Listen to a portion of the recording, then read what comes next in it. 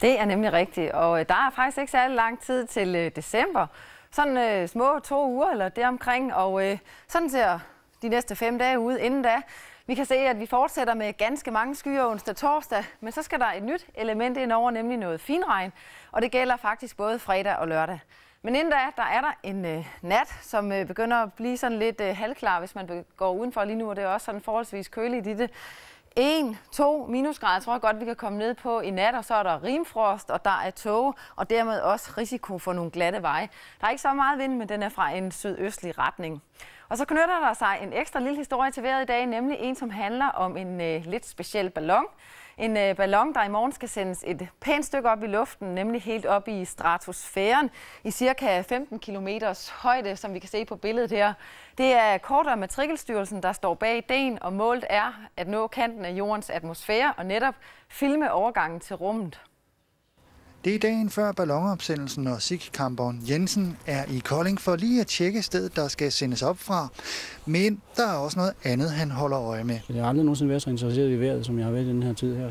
Ballonen bliver udstyret med et kamera, der kan filme undervejs, en telefon, der løbende kan sende besked om, hvor den er, samt en vejrsonde, der blandt andet måler vindhastighed. Amerikanske Luke Geisbühler står for at sende ballonen op. Det har han prøvet flere gange.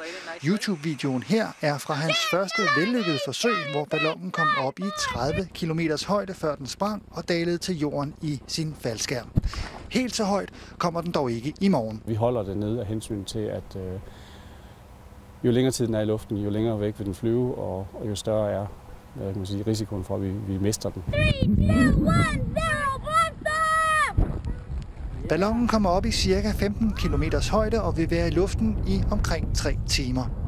Hvor vi så bevæger os hen af, det kan vi jo så følge med der. Og ja, igen, det kunne være rart, hvis der var en meteorolog, der turde springe ud i det og sige lidt kvalificeret om, hvor vi så rent faktisk lander. Ja, det vil jeg da gerne springe ud med. Men jeg vil også godt fortælle, at du kan følge ballonen her på DR1 fra kl. 12 i morgen, når min kollega Maj-Britt Søgaard forsøger at finde ud af, hvor ballonen hedder det, er på vej hen. Og ikke mindst finde den, når den kommer ned igen, sådan cirka 3 timer efter. Men her er et bud på, hvordan det kunne se ud i morgen. Vi skal zoome ind på Kolding, og vi skal se på vindretningen. Den er fra sådan primært sydøst i morgen i en ret stor del af landet. Det betyder så også, at vi får rigtig mange skyer omkring kl. 12 i morgen, og det er jo sådan lidt det springende punkt, fordi man vil jo gerne kunne netop se ned igennem atmosfæren for at se, hvordan Danmark ser ud. Men mange skyer i morgen tror jeg på 5 grader, og så er der en tendens til, tror jeg, at den her ballon, den vil sådan få en nordvestlig bane, men hvor præcis den lander, det er der jo ikke rigtig nogen, der ved før i morgen, men det bliver da spændende at følge, og du er velkommen til at komme med dit bud på vores Facebook, hvor vi har en profil. Det er DK og så en skråstreg. Og gå ind på vores hjemmeside, så kan du lige finde ud. Så jeg kan faktisk ikke lige huske den lige nu. Men det går nok. Du kan i hvert fald komme med dit bud på, hvor du tror, den lander, den her. Men i vejret i morgen skal vi også til, fordi i Kolding, ja okay, der er mange skyer, og det er der også i en ret stor del af landet. Ellers, der er tågebanker til at begynde med, de kommer over fra nattens vejr. Så er der sådan en begyndende opklaring, stille og roligt, men det bliver sådan med spredt fægtning, det med solskinsvejret. En ret frisk vind vil man også begynde at kunne se, blandt andet hernede ved Vadehavet, som noget helt nyt. Det er det her vindstille vejr, vi har haft efterhånden lang tid i Danmark, men det ændrer sig så lidt i morgen. Hvad angår temperaturerne, så er det faktisk for en gang skyld også, at vi skal kigge hernede.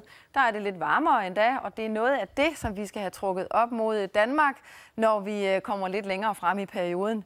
Og dermed på torsdag kan vi se, at der begynder at ske noget bevægelse herude, og efterhånden som højtrykket det siver længere og længere ned mod Sydøsteuropa, ja, så får vi altså nogle af de her fronter ind mod Danmark, så vi kan risikere, eller ikke risikere, men vi har chance for at få noget sol på torsdag, i hvert fald over de sydlige landsdele, mens der stadigvæk er mange skyer mod nord, og fredag ser det ud som om, at det her område ude ved de britiske øer, det breder sig lidt således, at vi kan få noget finregn hen over Danmark. Så det er ikke udsigt til, at vi får regnvejr fra morgen til aften, men omvendt så sker der da lidt nyt, i hvert fald når vi kigger på fredag og lørdag.